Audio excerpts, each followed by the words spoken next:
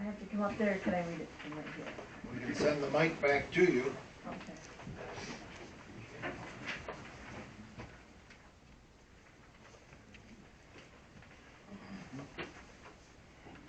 Hello, my name is Betsy Grew, and I reside at 2565 East River Road, Crawcollin.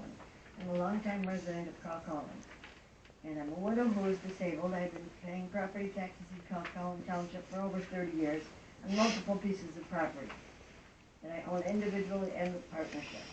It has come to my attention that property that I own at 2015 Runners Road since June of 2001, litigations with the township, I was never notified once. It has come to my attention that the property is in back taxes and I again have never been notified by the township. Please note that I stated I was personally never notified. It has come to my attention that there's going to be a tax lien going against the property I own with James Resler due to litigation I was never notified about.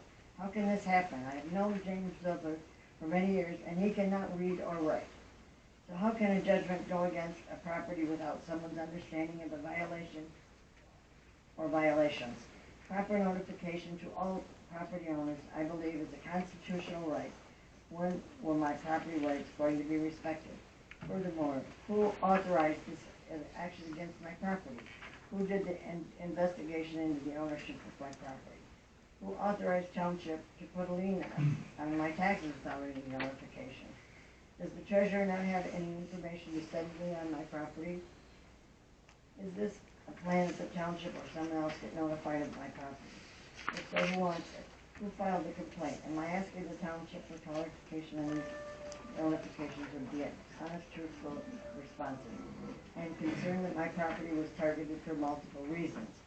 James Resler is currently working on the violations. It is known to the sheriff came by Friday and verified the truck that was in the yard of James Resler's deceased significant other Sandy Hearing, who passed away in January 2020.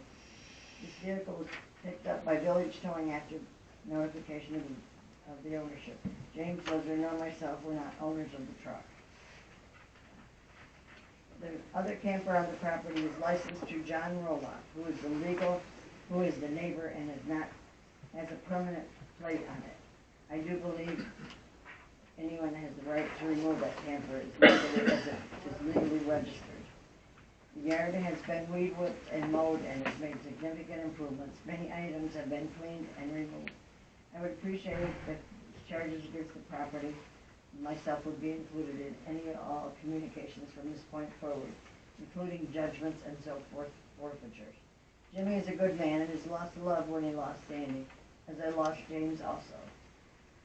Life is short and precious. You harm the uneducated or disabled citizens for not having the above disabilities to do.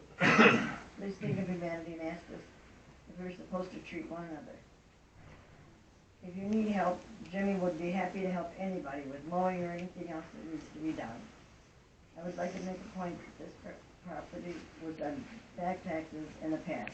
I was notified at my address in Ocala, Florida at one time. It seems odd that this has changed, that I have not been notified of any back taxes since. It has been quite some time. Has there been any tampering with my property information in the township Crawcollin's office? This would avoid giving me notices on shared property interest. I would appreciate an investigation into this. It has also come to my attention that Supervisor Davison is this property who gave the zoning administrator Fred Schmidt the contract business cards who can do this job. Nighthawk Services, owner Billy Custer, $26,000 for cleanup. And another one, S&S Services Handyman, Scrappy's Cleanout, owner Paul Strait for $10,000. I don't. These are outrageous bids and seem to be a copy and paste. The bids are coming almost identical again. Investigations in my shared property should be investigated, as this seems to be planning intentional. The township board, please ask yourself if you can, would this type of treatment happen if it were part of your family or friends? A mother, grandmother, sister, disabled widow, and a long-time taxpayer and resident. Please help me get answers on how this can be allowed to happen. Thank you. Thank you.